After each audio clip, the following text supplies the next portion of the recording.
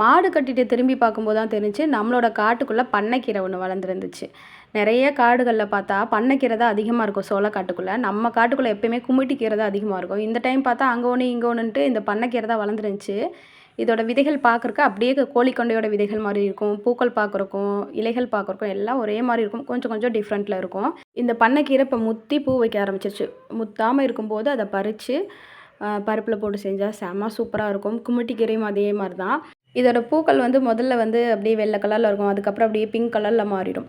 உங்களுக்கு கோழிக்கொண்டை ஒன்று காமிக்கிறேன். நம்ம வீட்டில் இருக்கிறது இந்த பண்ணைக்கீரை மாதிரி இருக்கிற ஒரு கோழிக்கொண்டை. மற்றதெல்லாம் கொஞ்சம் பெருசு பெருசாக இருக்கும். இந்த கோழிக்கொண்டை பார்க்குறக்கு அப்படியே இந்த பண்ணைக்கீரை மாதிரி தான் இருக்கும். பார்க்கும்போது உங்களுக்கு தெரியுதா? இந்த கோழிக்கொண்டை மட்டும் ரொம்ப பெருசாகவும் ஆகுறதில்ல. பூ இதே மாதிரி தான் இருக்குது. ஆனால் பார்க்குறக்கு பண்ணைக்கீரை பிங்க் கலரில் இருந்தால் எப்படி இருக்கும்? அதே மாதிரி தான் இருக்கும். சின்ன வயசுல எனக்கு பார்க்கும்போது 2மே ஒன்றுன்னு தான் நினச்சிட்டு இருந்தேன். அப்புறம் பெருசாகும்போது தான்